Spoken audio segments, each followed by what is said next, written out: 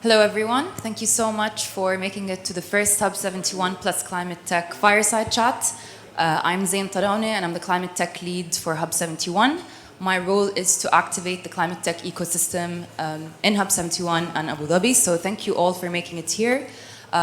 Today, we're going to be discussing a very important topic, which is the state of climate tech today.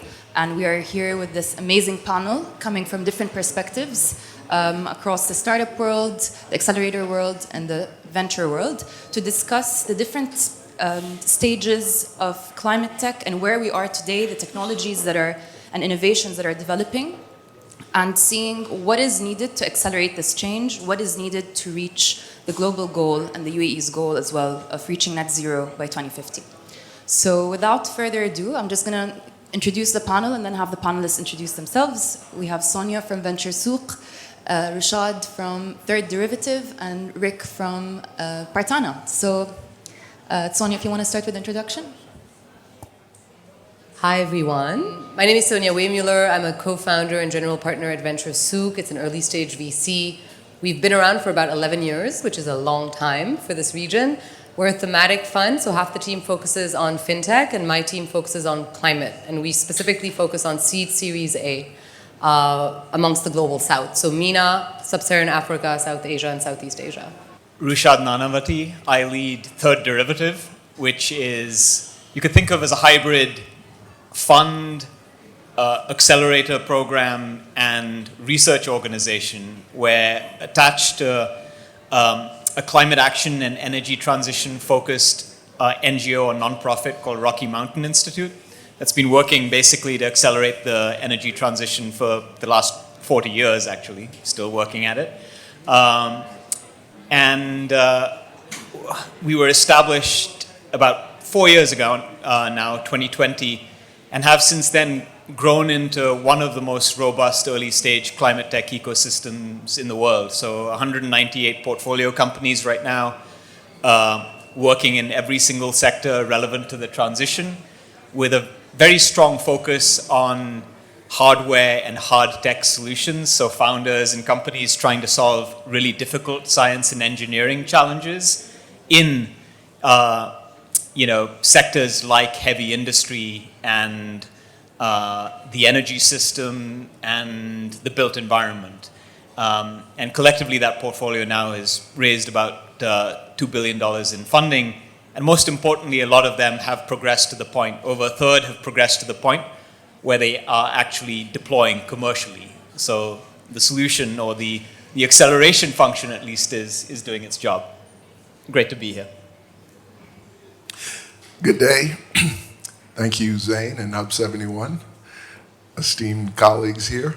I'm Rick Fox, Chairman and CEO of Partana. We are a climate technology company, a material science company that was born out of the front line of climate change in the Bahamas, a small developing island nation, slowly moving underwater by the minute with the fear of becoming climate refugees in the future. Why do I care about that? I'm from the Bahamas. In my service to this cause, or to a climate push and crusade to actually do each of our individual part, and in our case, our company's part, was born out of service. Simple service where a climate event actually touched me and my family and our country personally on a level that I'd never seen before. And it's one thing to debate whether climate change is real or not. It's another thing to experience it. We have a lot of countries that set dates of impact for their own individual goals of 2050. I've heard up to 2070. In the case of the Bahamas on the front line, we'll probably be far underwater by then. So we don't have time. And so in that case, I'm grateful for the Prime Minister of the Bahamas, the Right Honorable Brave Davis, who took innovation to heart, invited us to come and be a part of bringing our innovation to the world, really first for our country in the Bahamas. What we didn't know at the time was that the innovation of tackling the construction industry this year will be 200 years of burning rocks, which is the cement industry. We decided to tackle a small industry called cement.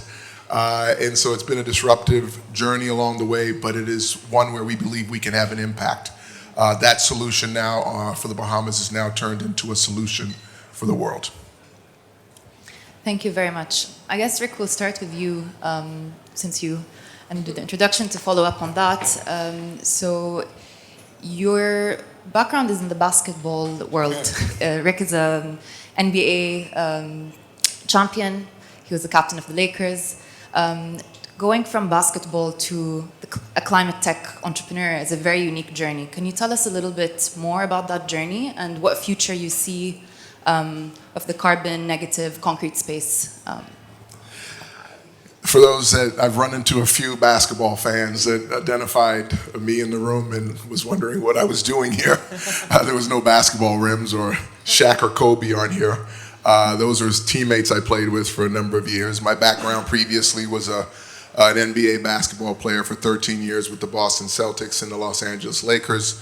The fortune of being a professional athlete set a foundation for me in the area of, obviously, dedication, execution, discipline, but more importantly, teamwork. And so in a business environment where you are the leader of a team, in this case, our company, Partana, I bring a lot of those same championship level experiences and lessons I took from the likes of the coaches like Phil Jackson or Dean Smith, who coached me in college, and applied that to this company. Now, I've been fortunate to be very successful in sport, so the expectations are of a championship level. Right now, I've been asked, am I the material science in the room? Do I have the solutions and the answers? And I very quickly say no, because I didn't study material science. We have all of our smart material scientists here joining me. So what I've been fortunate to do is be an innovator along with connecting our bright minds with the bright minds out there in the world that can come together to create these solutions. So when I think about, can we come back from 20 points down in the climate fight? I've been in actual NBA games and in NBA championship series where we've come back from being down 20. So I'm a believer, and it's possible. I'm only here out of service to the cause, my country, my teammates, and the belief that this is a worthy spend of the next 50 years of my life, really contributing to making a difference in the world. I think you touched upon something very important, which is the importance of collaboration for the climate tech sector, right? So climate tech cuts, I guess, horizontally through a lot of other industries and sectors, and is not something that can be put in a box, right? So the teams need to be very agile, very interdisciplinary. Rushad, your portfolio, and actually your role as third derivative, you're an accelerator, so you span across working with startups, investors, you invest yourself, but also institutions and educators. Can you tell us a little bit more about the different climate technologies that is in your portfolio, where you see the gaps, and just share a little bit more about the role of, let's say, a more umbrella approach and interdisciplinary approach for climate action? Sure, happy to. So a bit of background. Third Derivatives is part of a mission-driven nonprofit. The only reason we exist is to accelerate the energy transition, help us come back from 20 points down, as Rick was saying. So that's everything we do. That's everything we do all day, every day. And we established Third Derivative 4 years ago because we recognized that 35%, so over a third of the technologies that we need to get to net zero are only at a pilot and demonstration scale today. They haven't reached the market. And if you look at the history of clean energy technology, it typically takes between 20 and 70 years to move from an early prototype to materiality, a material market share, 1% market share. And we don't have 20 to 70 years to maybe extend the basketball analogy. We're in the final quarter, maybe we're in the final five minutes of this game. And so we need to massively compress that time frame. And we felt like we were in a good position to do it because we have at RMI, the parent organization, 700 really deep subject matter experts. Regardless of what area of the energy transition you're interested in, Could be cement, could be steel, could be petrochemicals, could be synthetic biology, could be long duration energy storage. There's a good chance that there's a globally recognized expert that we can draw on. And that's really helpful because it informs our selection. When you're talking about climate tech, you're talking about hardware, you're talking about physics and chemistry and biology, you need a really deep understanding of those things if you are going to be able to select the right technologies. In a previous life, I worked for a management consulting firm. I did a lot of due diligence for private equity and VC. And I had a bunch of MBAs and finance types working on my teams. No disrespect to MBA and finance types, but because now I have PhDs in material science or particle physics or chemical engineering, they're able to identify the winning technologies much, much more effectively. And the service that we therefore provide to the ecosystem is that we give investors confidence and conviction to invest, one. And secondly, we're actually able to be really helpful to the startups themselves. One of the pieces of feedback I get routinely is that they get their hardest questions not from their investors or their partners, but quite often from third derivative and RMI people. And the hard questions tend to be the most useful ones. And so that's really the role I see for us in the ecosystem. In terms of the gaps, it's the stuff that Rick is working on. When you look at the numbers, industrial emissions account for something like 34% of the global total. Right now, those sectors are only attracting something like 10% of climate tech funding. The built environment, 17% of emissions, about 7% of funding. Food and ag, I know that's a focus for you, Sonia, in your portfolio.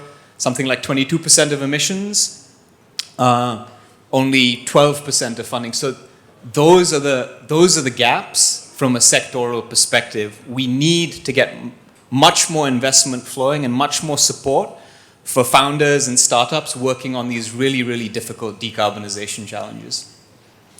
Excellent segue to my question to Sonia. More funding gaps. So on the question of funding gaps, and I mean, your VentureSouq is one of the earliest players in the VC world in the region in general, let alone climate tech. And I'm sure in the past couple of years, you've seen such an evolution of the space. And I'm very curious to share that you'd share with the audience your insight on climate tech as a sector, because both in the region, but globally, because I know your investors, your portfolio is global, correct? So can you just tell us some of the insights that you found being on the funder side, as well as kind of on what Rushad was just saying, where the gaps are and what solutions can the ecosystem do to kind of close these gaps moving forward? Sure. So obviously the ecosystem has grown tremendously since we started in 2013.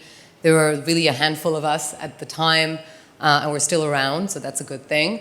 But now there's like a multitude of different players, from family offices to corporates, investing in tech in general. I'm not going to talk about climate just yet. The tipping point for us in the region was in 2016, 2017, when some of the regional sovereigns started having allocations to support regional fund managers, and then that trickled down to the company. So I would say 2016, 2017 is really kind of the tipping point for us. That's also when we decided to launch our thematic funds. I think what's lacking, I'm an eternal optimist by nature, but I'm also pragmatic. I think for climate specifically, there's still a lack of education, specifically with regards to what early stage climate actually entails. Obviously, there were a lot of announcements made at COP, etc. Still, a lot of the deployment went towards the infrastructure funds, the later multi-billion-dollar funds. But really what we need to unlock here, and it might be the same in the US still, is early stage funding. So if you look at 2023 numbers from PwC, $5 billion was invested in climate across stages from the GCC. Majority of that was actually from Saudi and then the UAE after that, and then Qatar. Where did the funding go? A majority of that went to the US and Europe. $58 million went to MENA out of the $5 billion.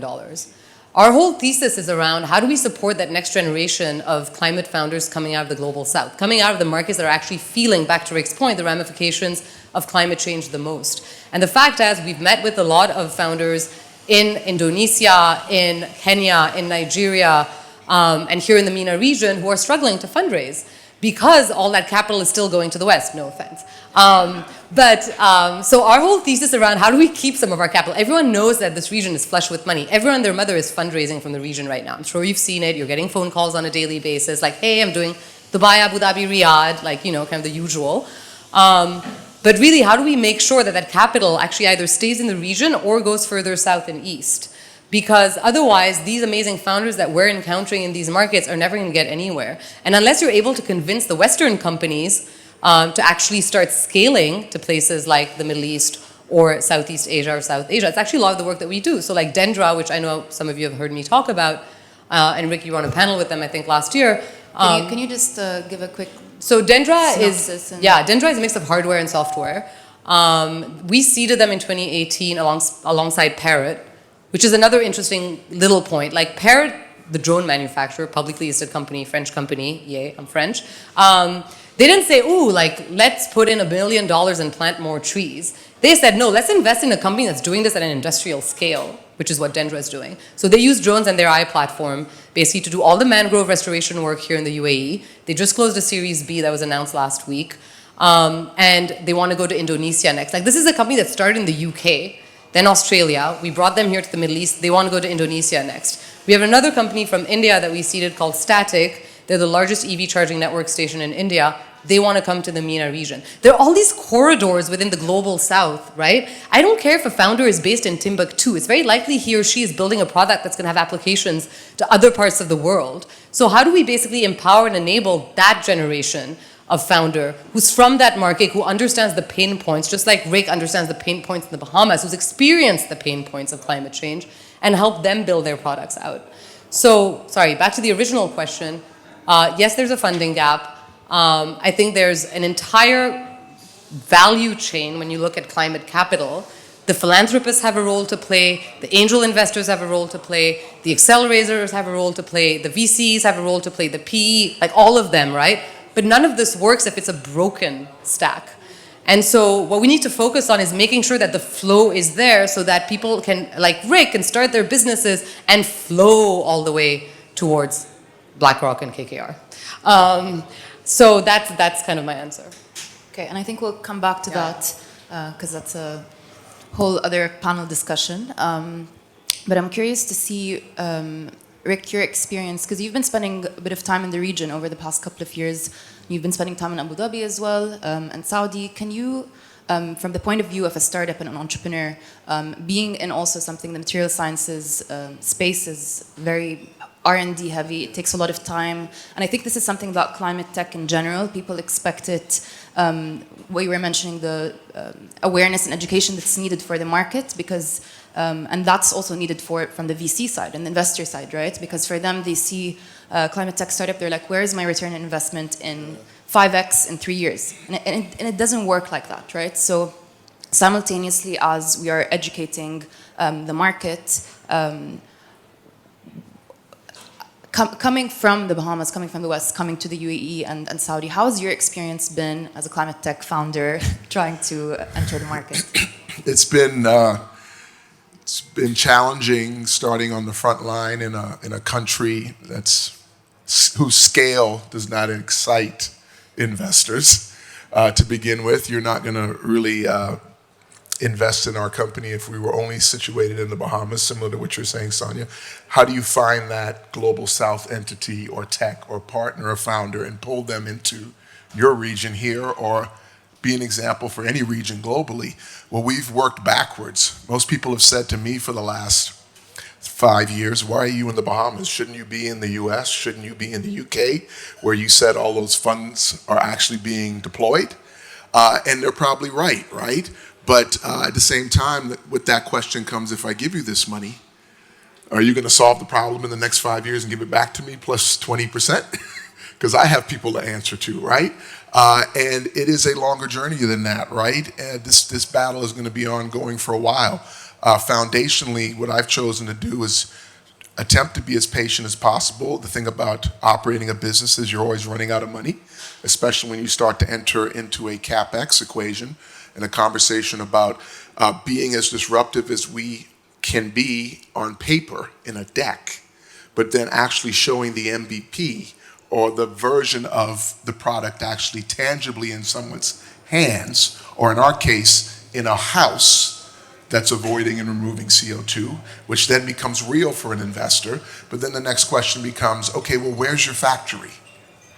Is where they want to ask. And I go, the distance between a MVP to a factory. To a factory, and then it becomes, even when I don't build the factory quite yet, but I convince some competitor of mine that doesn't know their competitor quite yet to let me in their factory to plug and play my material in their silos, to then all of a sudden pump out 25,000 blocks in a day. And they go, hold on, how'd you do that? Because you didn't use any OPC. You didn't use any cement. And I go, I know, right? That's the magic. Then all of a sudden it becomes, well, you're a competitor. Get out of my factory. Go build your own, right? Because you're going to put me at risk, right? Is what they feel. And it's so, for us, it's, okay, how do we make the jump? How do we find the right investment partners? In a lot of cases, it is family offices. It is individuals that have an eye to the long game and really impact investing. When they say impact investment, they really mean we're looking to make an impact. Please don't lose our money. We'll give it to you. Maybe we'll give you a small interest rate, or maybe we'll even trade off on some of the carbon credits you generate. Let's just make sure we do some good, impactful work together, and that I can trust that you're responsible enough to deliver. Well, we've had enough of a track record now to do that in areas where it's almost unbelievable that we've been able to do it.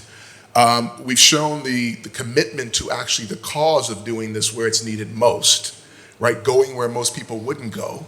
And then because of this region, the embracing of the impact that is being generated here, not only out of talk, because the other thing around educating people as an entrepreneur and a builder of a company, you find out a lot of times you can be a lot of lip service coming your way where you get excited about the potential of somebody joining the fight.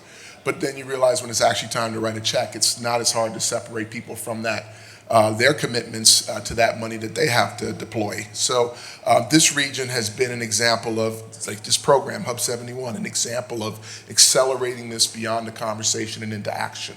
The people and the traction we've made here for the last year has given me a lift of confidence, because it is a market that has the ability to show the rest of the world what is possible when you find companies like ours and you really lift them to the next level. You don't have to take us all the way to 100 factories globally, but one would be nice. That would be helpful.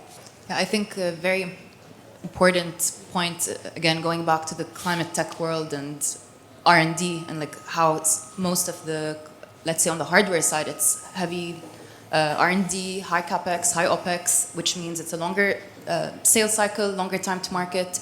Rushad, you've been in the space and you said that with Third Derivative, you've almost fostered a community of scientists, PhDs, experts. Can you share kind of your insight on the journey it took to get to that point and to build this kind of diligence where you have educated investors that are backed by scientists that see the value propositions of companies without seeing return as the main factor? I think to some extent things have shifted, right? Like when I started working in climate or on the energy transition, which was a long time ago, the narrative was predominantly a narrative around sacrifice, cost, pain. And now it's a narrative around opportunity. And I think to the point that Sonia was making earlier, once people are informed enough and educated enough on how the economics have shifted, solar power is the cheapest form of energy in human history, the cheapest form of power in 96% of the planet, as a simple example, then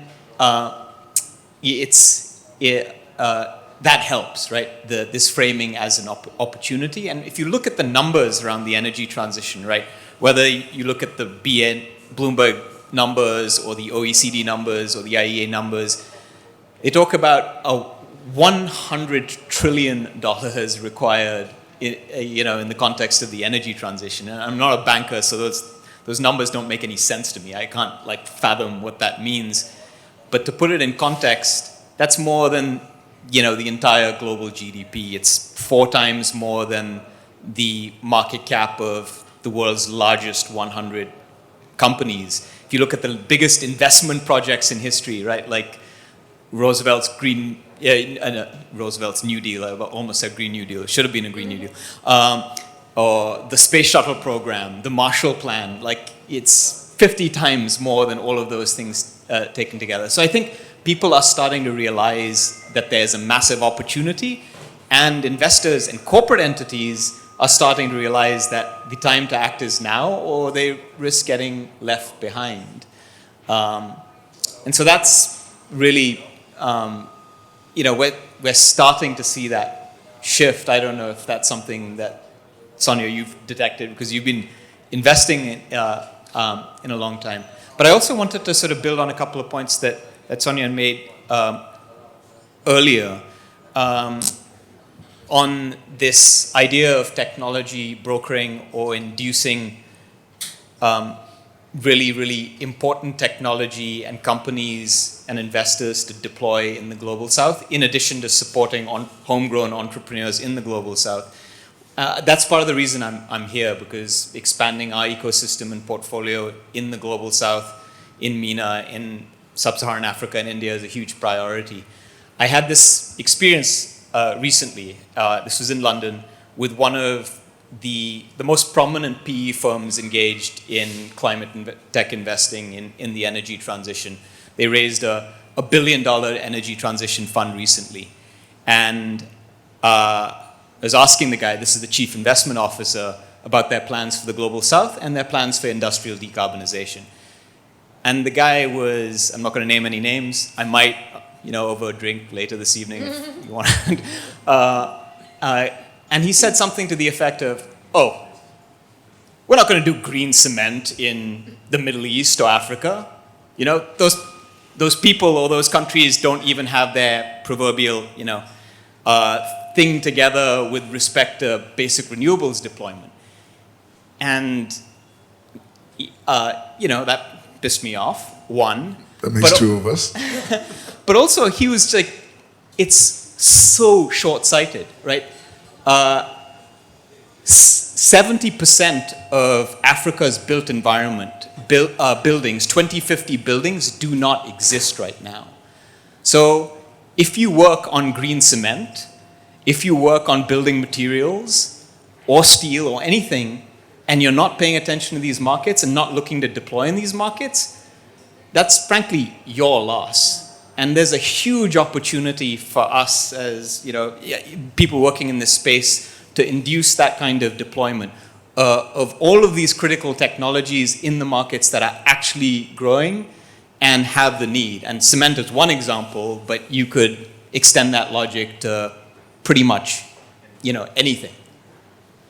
Sonia, do you have something to add to that? Yeah, I mean, of course, I'm as irked as my other 2 colleagues. But you snooze, you lose. I mean, what do you want me to say?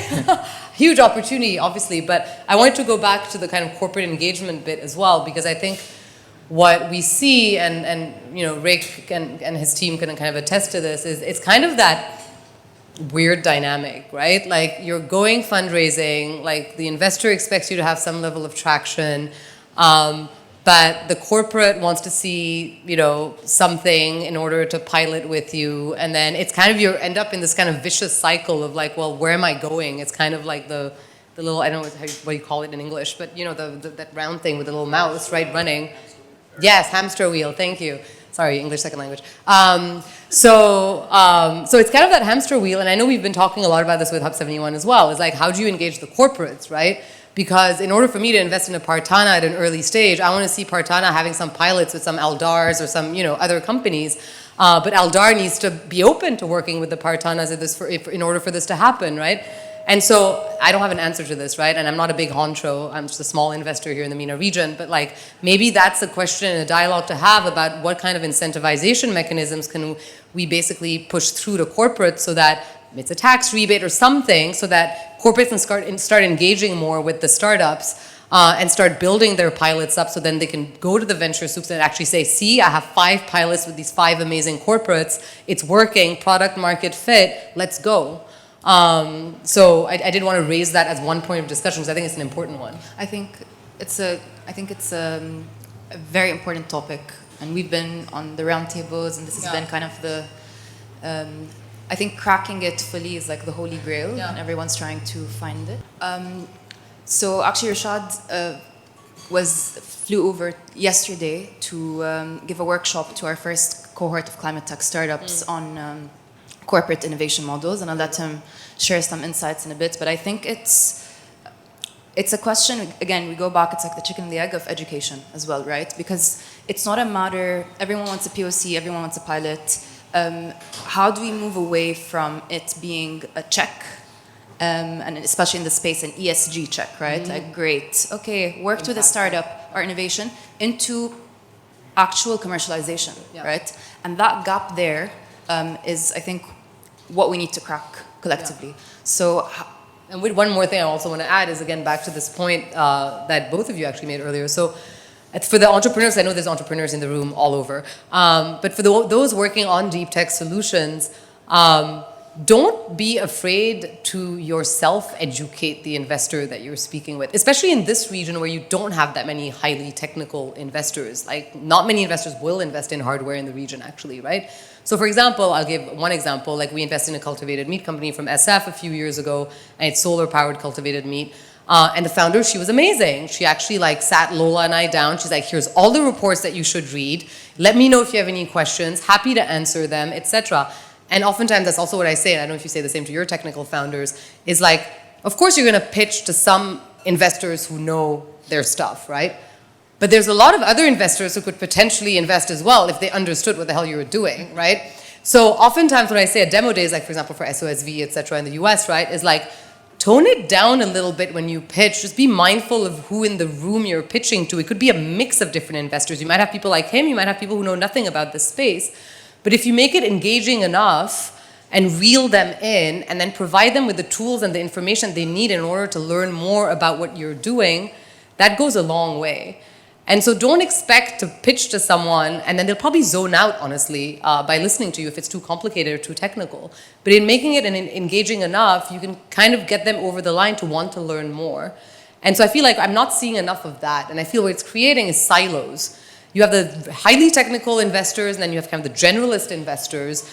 And there's like not much engagement. And I think and maybe that's the role you can play, is how do we get more of these generalist investors? So maybe there's a level of education that's required for generalist VCs even that you can kind of take the lead on in the region and say, hey guys, here's some highly technical sectors and here's how to approach them and think about them, and here's a list of resources for you to kind of dig deeper into. Love that idea. There you go. Output one. I'm in. do you want to add anything to that, Rushad? Sure. Like this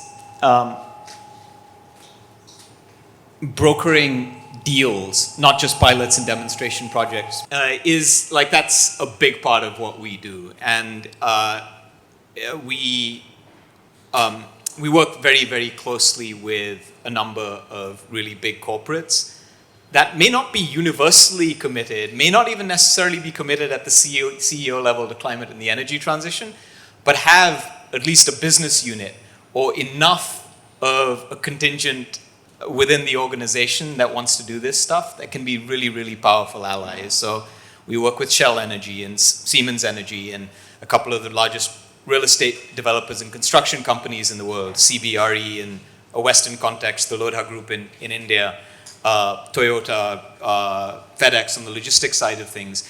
And a big part of what we do is really, really try to understand their needs, their sourcing requirements, the problems that they are trying to solve. And because we have a pretty deep understanding of the technologies themselves, we're able to provide a fairly effective matchmaking function. And finding the right partners is obviously key, but the Lodha Group is super interested in and deeply committed to solving the embodied carbon challenge in buildings and figuring out the right low or negative carbon concrete / cement solution, experimenting with a number of different solutions, has a 1,000-hectare greenfield city that it's building right now, that it's basically offered up to us as a playground, to deploy any solutions, or for our portfolio companies to deploy in. And so I think there's huge potential here, especially in this part of the world when you consider the ADNOCs and Silals and MRs of the world. It sounds like you're already engaging with a number of these sorts of players. But I think that when it comes to hard tech, deep tech, this is absolutely critical, because the other gap, which Sonia alluded to, was the gap between venture and infrastructure investing. Venture money can pay for a prototype, a pilot, a small-scale demonstration project, but when you have to go out and build the 30 or 50 or $100 million factory or plant, then you have a problem, because the infrastructure investors, and these are spreadsheet guys who don't get technology at all, they only want to do it if you've done 10 or 15 or 100 of these things, not if it's the first or second or fifth. And so it's almost like there's an entire funding or financing asset class that's missing. And because this is a stage when startups are going from the lab to the construction site, they don't have the capabilities when it comes to project development and project finance and process engineering. But companies like,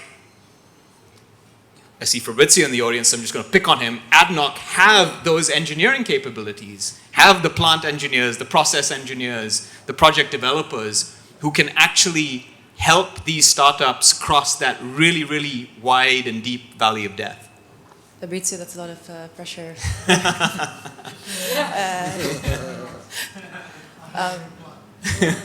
I'll move on to Rick, actually, to give the startup point of view on this. Can you share your perspective on corporate innovation and working with pilots and POCs? Since I know you have a factory in the States, you operate in the Bahamas and now in the region, so you have a very macro global.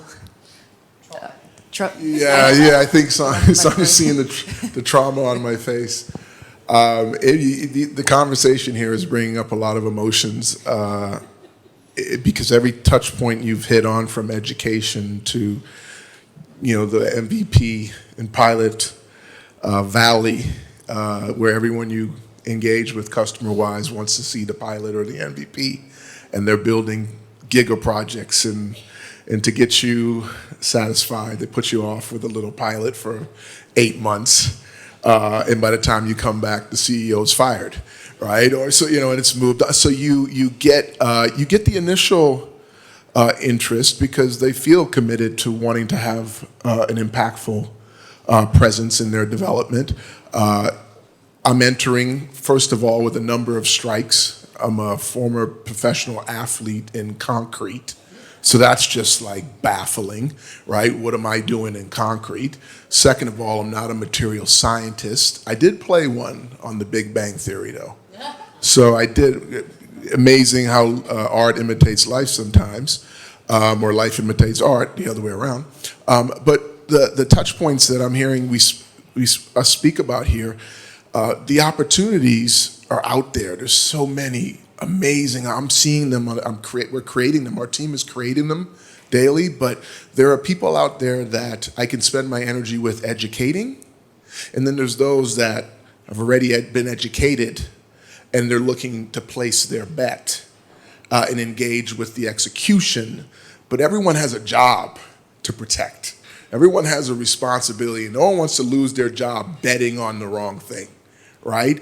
And so when you think of our company, you're thinking of this little engine that's taking on a 200-year industry and then trying to get the world to shift the way they make concrete by choosing a binder that's healthier, that avoids and removes CO2 instead of polluting the planet. The only weapon I have is in education is to show them, you have a giga project, you need 100 million block.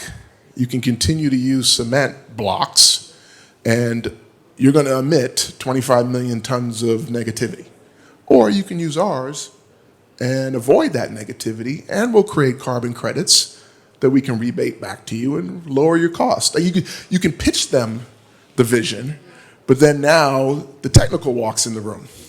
And in comes the technical, and you're this new innovation that seems to be too good to be true, right? Because if they've been doing it this way for 200 years, what is an athlete walking in talking about replacing cement? Why am I to believe that that's the bet I should be placing, right? And then I got to pull in all of our smart scientists and put them in front.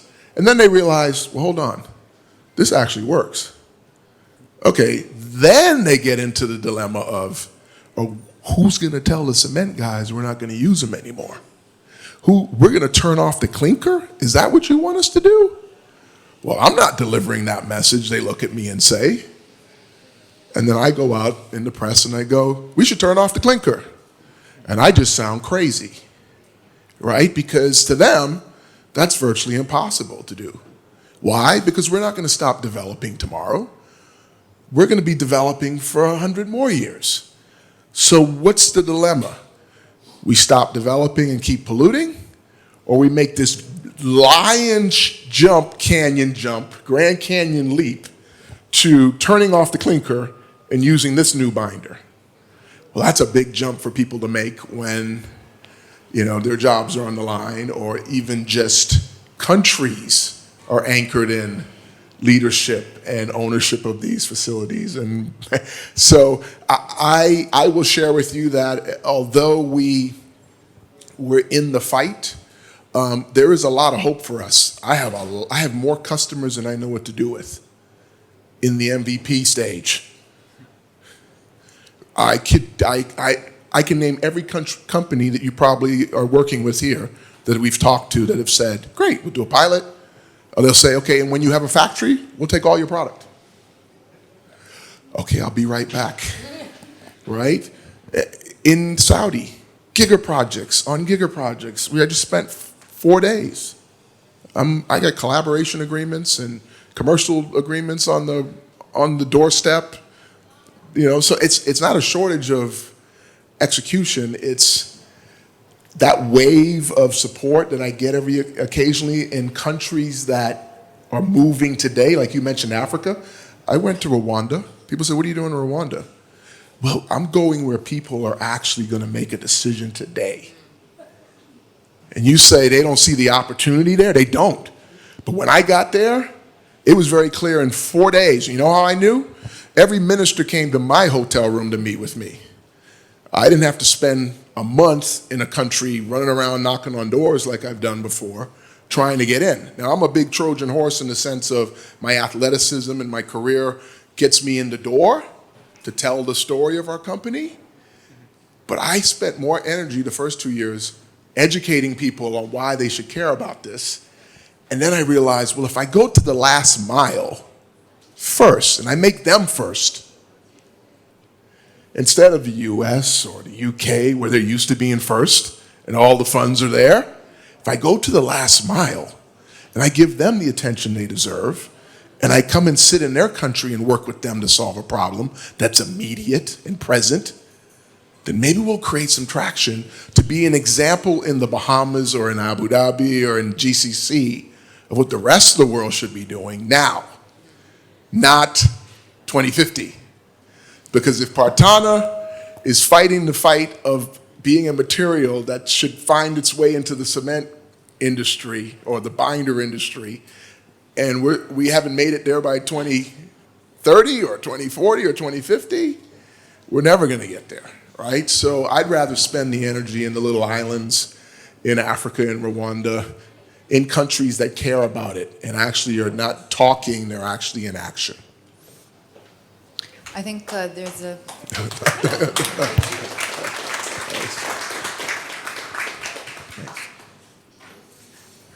I think this is the kind of back end of disruption, right? People are afraid of change. I think this is it's part of human nature. Change is scary, and especially when you're looking at traditional businesses that have existed for hundreds of years, changing the status quo is difficult, and I think this is one of the challenges that comes with the ClimateTech startup world, right? Like how do you introduce new technologies, new innovations that will disrupt things that have been making a lot of money and have been working for decades, if not hundreds of years. But I think just to kind of be a bit more optimistic on this topic, the fact that these challenges are happening in such a nascent place like Abu Dhabi and the region, looking at it from a global scale, means that we're finding obstacles to scaling, which means that the scaling stage is coming upon us, which I think is already a positive step forward, right? So maybe 5 years ago, 10 years ago, the idea of like a POC or an MOU, even an MOU with a corporate was not even something that was, companies would come set up in the region and they would operate elsewhere. And now you're seeing this like openness for corporate innovation. It's just a matter of accelerating that education from all parties, from the startup side, from the accelerator side, from the venture side, and really, putting the awareness and the effort to work across industry, collaborating with different institutions, government with business, and I think this is something that the region, and especially Abu Dhabi, does super well. Like let's say, private-public partnerships are very strong here. Just for the interest of time, I'm gonna have to wrap up this panel, even though we're gonna be around, so if you wanna have any conversations with the panelists. Quick final thought for the audience, and then I'll open it up for Q&A. I'll just follow on what you just said right now, and to follow the thread that Rick just put forward. The pace of acceleration where we sit here and to the south and to the east is much faster, actually. So that is, to end on a hopeful note, that is hopeful, right? And I think the story that Rick just shared in Rwanda, for example, is an example of these guys are going to leapfrog, basically. The global south markets, and I'm including the GCC in here, are going to leapfrog. They're going to skip a whole kind of portion of the life cycle that maybe the West is still stuck in. I think there's something to be said, obviously, about places like Abu Dhabi, where it's top-down. A decision is made from top-down, and it trickles down to the rest of the economy, whether it be the corporates, the ventures, the startups, the accelerators, etc. So I think that's also giving hope. But I think there's just a lot of hope. I mean, I think you've heard it from all three of us now. There's hope that sits with the global south region. And I love the fact that Rick said, I'm going to start at the last mile. That's where I'm going to start. Forget the US. I'm not saying, sorry, with all due respect to all the Americans and the Europeans, myself included. But like, there's great technologies coming out of the US and Europe, but there's also great opportunity in the global south. And so I think that should be kind of my takeaway from the discussion is like, go get those pilots in the global south. Spend more time in Abu Dhabi. Go to Indonesia. Go to Rwanda. And maybe you'll get to your journey faster and your end goal faster as well. I'm just going to keep going on this theme. And I'll come back to that guy in London, the chief investment officer. Like, I would love to just stick it to him, is basically like where I'm at. And for the reasons that Sonia mentioned, and Rick, based on the Rwanda anecdote that Rick shared, I'm really optimistic, because even when I look at our corporate partners, when I think of the ones that are actually ready to move, taking risks, have an appetite for innovation, want to leapfrog, I'm actually more excited about the engagements and opportunity presented by I hope I don't get into trouble for saying this, but by the Lodha Group, which is that Indian real estate and construction company, then by CBRE, which is the big Western one. And for a number of different reasons. But I think there is a really, really strong both appetite and opportunity to make good on that. Good on that promise. And, referring back to that point that I made earlier about 70% of Africa's 2050 built environment not existing today, I think we're obviously at a really critical fork in the road. And if we do the right things, forge the right partnerships, work in the right ways with the incumbents, with the corporations, and help broker those connections between them and the startups and the founders and the innovators developing the solutions, I think that we still have a chance of taking the correct fork in that that road, and that's what I'm excited about. I would close on an optimistic level as well. I would say that in my life, my lessons of teamwork and success have always been anchored in just dedicating your life to something, not one foot in, one foot out, but really throwing your whole effort behind it, regardless of the validation, regardless of the acceptance or the acknowledgement. This is a journey for our team where it takes a lot of special people to be a part of our company. It's a 24/7 job. We do it around the clock because it's a mission for us. We don't waste our energy with anyone that isn't interested in this fight. They may not be prepared to give us money or their time, but if they give us a push in the right direction with a kind word or an encouragement, all of that kind of lifts our spirit day to day and keeps us going. But for me, as I look out onto the horizon and I think about where is this going to take another jump forward, it will be finding those leaders in those countries from the highest points that have set these mandates and made it a mission for not only themselves, but the regions and the globe. And there's been a few of them. I've been fortunate to meet them. They've made drastic decisions in their own countries, which sets examples for their own continents or their own regions. And when I've been fortunate to share this story with them and this audacity that we could actually do this, they've pushed it downhill. And when it comes from the top and it moves down, it has a different weight and it has a different measure. So when you go, if you're fortunate enough and you're pushing technology in a climate capacity, fine. If you can, get to those CEOs, get to those chairmen and owners of these companies and leaders of these countries, and if they can give you an audience for whatever reason for 5 minutes, be as courageous to really pitch your vision of what you believe this world can be and the impact you can have. And maybe it'll just tickle something little in them to push it along. And we've had enough of those moments, so I'm grateful for them. I've had a lot of them here in Abu Dhabi and a lot of them in the UAE. And so I also encourage you to spend the time with the people that actually are like-minded and care and have a heart at some place towards this cause. Because if you don't care about it and it's just about financing or the money or the business, you will get worn out. You'll get discouraged and you'll give up. And that's not for one day for us, I would think, been the case. Each day it gets more and more exciting, more and more challenging, but more and more responsibility is on our shoulders, and hence we feel like we have the right purpose. And so this is another day of thank you for inviting me, because I feel lifted for being in a room with the right people that are actually spending the time in this conversation. There's no probably better way of kicking off our first community event for ClimateTech. Thank you for everyone on this panel, Sonia, Rushad, and Rick, for honestly a very inspiring and I think a lot of food for thought and continued conversations. I think we opened the box for a lot of questions, and I hope in the next conversations and events we will uncover one by one. Thank you for being here, and now I'll open it for the audience. We'll take a couple of questions.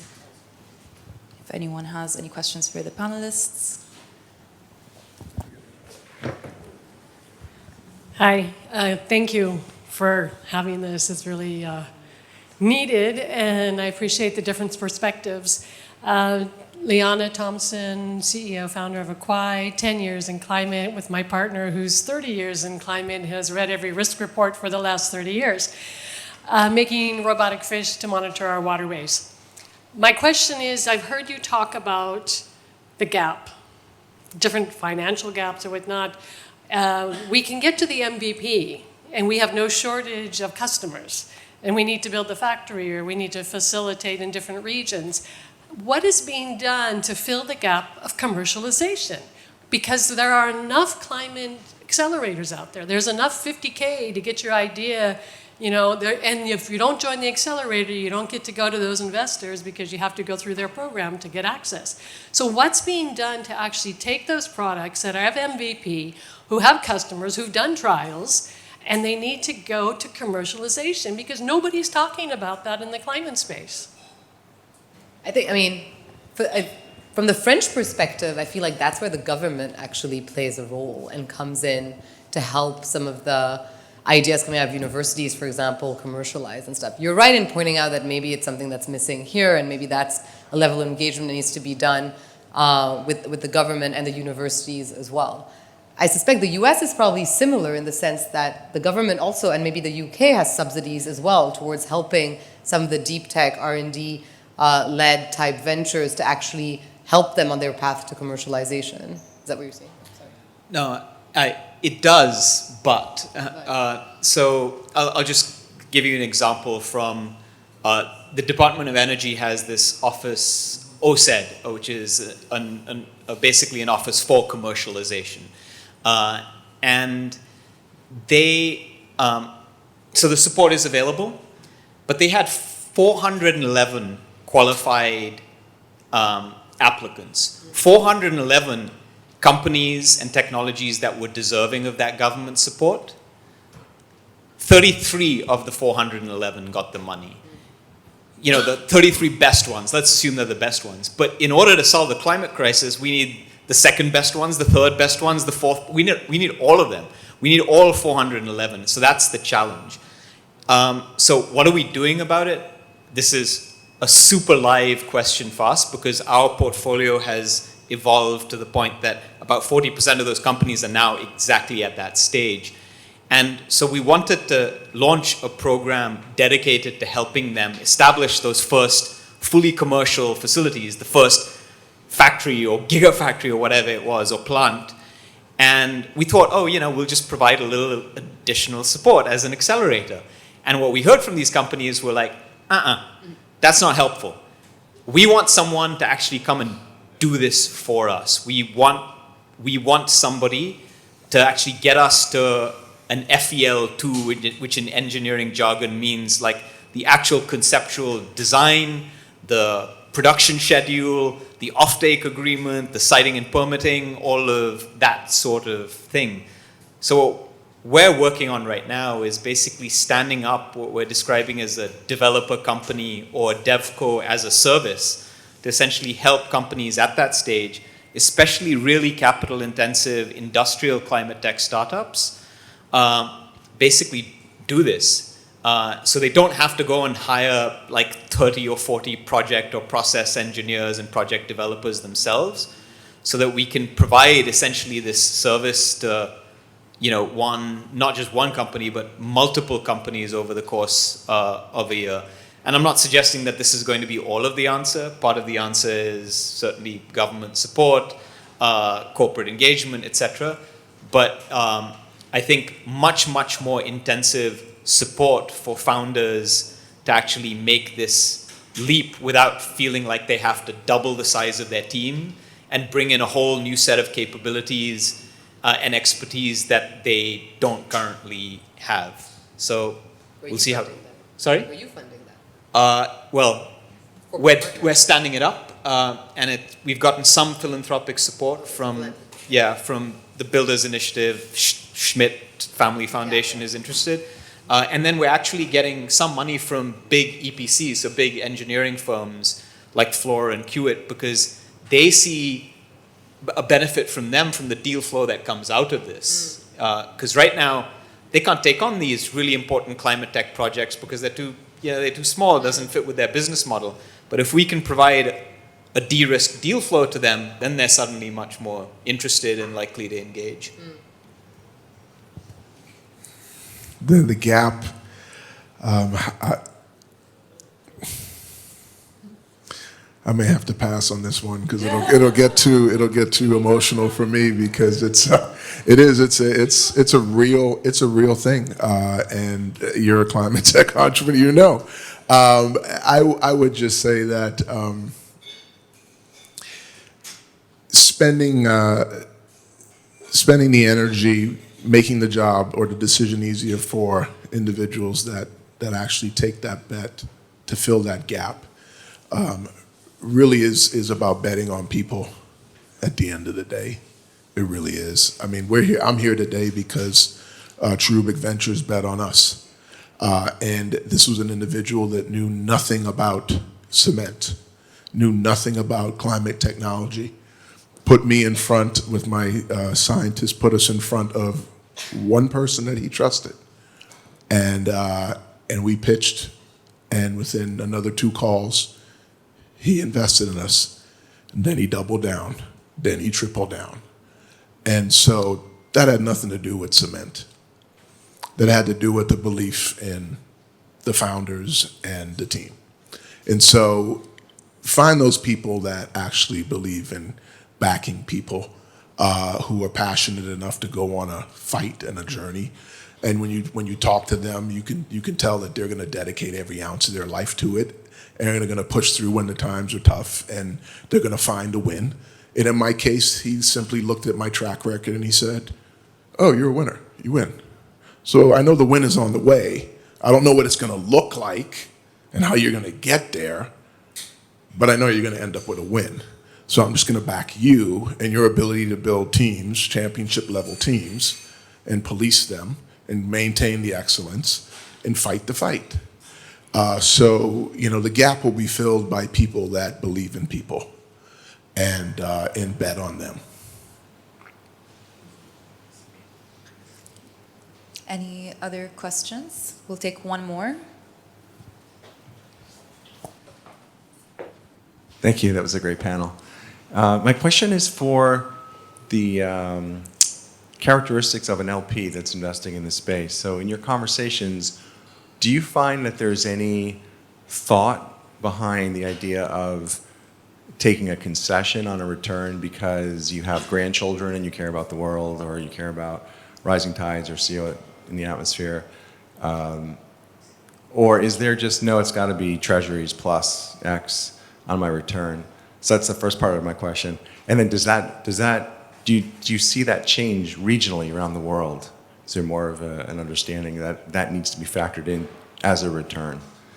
And then do we have enough data points for early stage climate tech exits to what are these returns?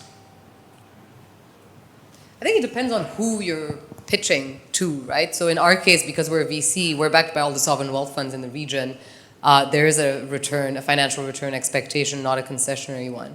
If you look at an Acumen fund where I worked with Jacqueline as well, like her roster of LPs are of a different breed, right? They're actually okay with a concessionary return because they actually care more about the impact. I think eventually we'll end up seeing this change in the region. Right now, the LPs that we're dealing with are highly commercially driven. What's interesting is, for example, in Saudi, because in 2021, they made it so that all publicly listed companies have to report and receive an ESG rating. That ended up kind of changing the game. So we're seeing ourselves being approached by a lot of corporates that are publicly listed, for example, in Saudi, saying, "Hey, you run a client," back to what you were saying, like, call me ESG fund, call me an impact. I'm like, I don't know, I don't care what you call me, to be honest, but I am a climate fund, ultimately. If you count that as part of your ESG strategy, I'm fine with that. And we're starting to see that. ESG has taken on a different turn in the West. We're a little behind here. People are just kind of getting their heads around what ESG actually entails, and it doesn't have that negative connotation that you would see actually in the West. And I think that's actually a good thing, because if anything, it at least opens the discussion with corporates. For example, as a fund manager who's fundraising, for example, is like, okay, how do we see ESG? How do we integrate ESG, et cetera? And again, it becomes back to the education bit, where I'm kind of educating the market. Now, you also have philanthropic organizations here as well. They're not necessarily people that we pitch as fund managers, and maybe Rushad has foundation money. I think you do actually, you just mentioned it. In those cases, and you can talk to this, obviously the return expectations are different, if at all. So I don't know if you're receiving grants from them, et cetera. On the grant mechanism for climate specifically, I think there is an opportunity there. There are a lot of foundations in the region that focus a lot on education and financial literacy and female empowerment, et cetera. I haven't seen any grant mechanisms that actually focus on climate specifically. A lot of the grants that we're seeing in climate are actually They are global south focused, but they are issued from kind of Western entities or Western bent entities, is what I'm saying. That was the first part. I don't remember what the second part was. The returns. Oh, the returns. So we've had a couple of exits on the climate side. I'll give you one example. One company that we invested into, Climate Robotics, that was a 12x for us. That's one example of many. We're still early on in our climate journey because we've made 19 investments in climate so far. So we're still early. Like, we're further along than the rest in this region, I would say, at the early stage, but we're still at the beginning of our journey, and we've had 2 exits so far. So are the LPs just demanding the same returns they're going to get in the public markets? Depends on who you're pitching. The LPs would expect the same returns as other traditional VCs. We're kind of still seen as an outlier. Even though I keep on saying, like, we're just a sector-focused VC. We're just a sector-focused. We just focus on climate. Like, this is nothing different to what you're used to, right? Here they would expect the same, as of now. Yeah. I'll answer the multiples question as well, and then maybe offer a slightly different perspective on your question. Firstly, totally agree, right? It depends on what LP you're talking about, and Goldman Sachs looks very different than an Acumen fund. Yeah. But we've been in existence as, RMI, the nonprofit, has been in existence for 40 years. We're only doing the climate tech investing thing or the accelerator for 4. And even just in that span, and in some cases 2 and 3 years, we're seeing 5, 6, 7x multiples for some of the really, the stuff that's called hard to abate, right? So things like long duration energy storage and low carbon or negative carbon cement and things like that, enhanced geothermal. So they're there if you have a deep enough understanding of the science and the technology and can do a robust enough job of selection. But the other point I'll make from, with respect to LPs is that this is a technology revolution. And human beings are really bad at anticipating how quickly those technology revolutions can happen. We're just, cognitively, we find it very hard to grasp exponential growth. Referring to solar, it took, 30 years from Bell Labs producing the first functioning solar panel, to install the first gigawatt. Now we are installing a gigawatt of solar every 3 days. And so these nonlinearities can really catch LPs out. And there's a very real, a very real possibility that by not acting now, you are going to, or an LP will essentially lose investors, lose,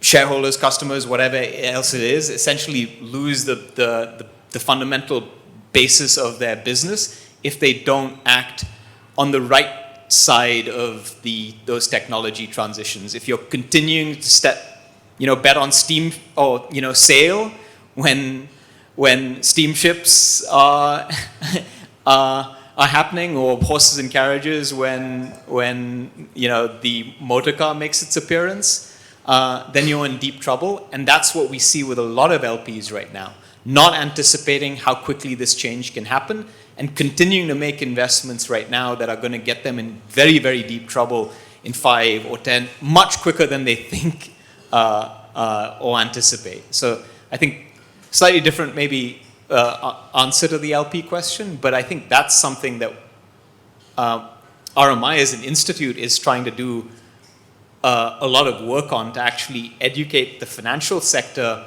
on how quickly this change is happening and how much quicker it's going to happen next year, the year after that, the year after that. I would just build off of what you just said about the speed with which technology can be adopted and accelerate.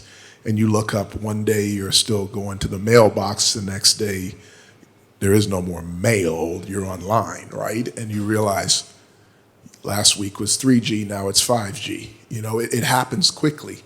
And so our LPs, for your question, have been really family offices and high net worth individuals that understand how quickly technology can be embraced and can move forward. And for the most part, they want to make that bet on the front end. And they're willing to put that money down today and check in and be a strategic partner in advancing technology, knowing that at the end of the day, they'll have the first right to double and triple down and expand once the rest of the world embraces what they know and can see to be true. They see and bet on the audacity to think that you can change the way we build in the world by removing cement. That bold enough statement is what they're betting on, right? And so those LPs we've been blessed to have LPs like that. There's about 9 of them, and they're very, very anchoring in their belief in us. But now I'm starting to move into the next wave, where it is the Black Rocks and the sovereign wealth funds that are really more scrutinizing around what is this exit strategy and plan? Where are we going to go? But to even be having those conversations means that they see enough of a foundation and enough of a future growth within the technology that if they supercharge it, they'll figure out how to monetize it financially. So that, I would tell you, in exits, I today have my head down when asked what is my exit plan and strategy. It's to make sure that I make money for my investors, but my investors that I team up with care about making sure we change the world along the way, and that 5 years from now, when we've only maybe gotten to here instead of here, they're not going, okay, well, let's shut this down. And, so I have a belief that that all of this growth and exiting is possible and will be there, to which multiplier of it that our investors will experience. I hope it's their wildest dreams. That's what I'm pushing for. Brilliant insights, Farewell. Thank you. Okay, and this is an investor too, by the way. Yeah, sorry. Hi, my name is Fatih Kadar. I head the region for Fifth Wall. We're the largest VC focusing on prop tech and climate tech for the built environment. And just to kind of add to the returns point, we invest in climate tech.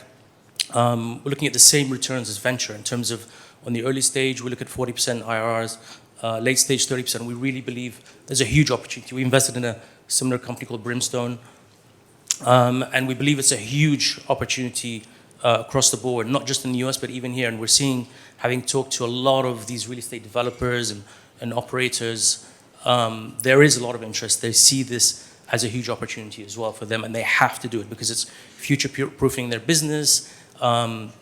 At some point, they're going to be told to start decarbonizing their businesses.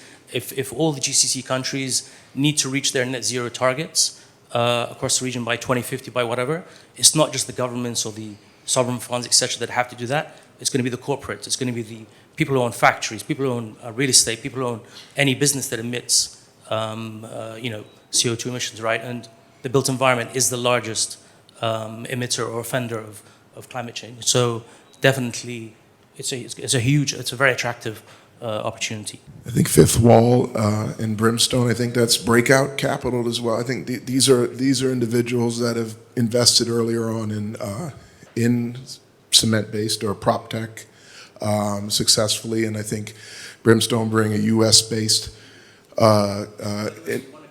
company and has, I think, benefited from the DOE as well, from massive amounts of money. I think 100 and something million recently. I went and made the White House rounds 2 years ago with the DOE and everyone there, and you're a little Bahamian startup. They don't care about the little Bahamian startup on the front line. They care about the US-based startup. And then you come to the Middle East and they still don't care about you. And then you go to Africa and they don't care about you. So in the case of the people that need it the most, they still don't get the money. They don't get the attention and they don't get to the support. I have to say that, I'm sorry, for the people that are fighting with me on the front line that understand where all the funding is going. So it's not to say that Fifth Wall's not doing a great job. We know the job you're doing. We've actually spoken to you guys. And so there's ways of advancing this cause anywhere in the world.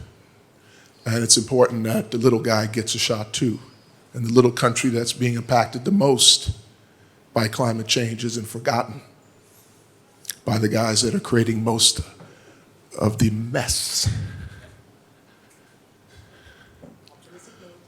I know, I'm sorry.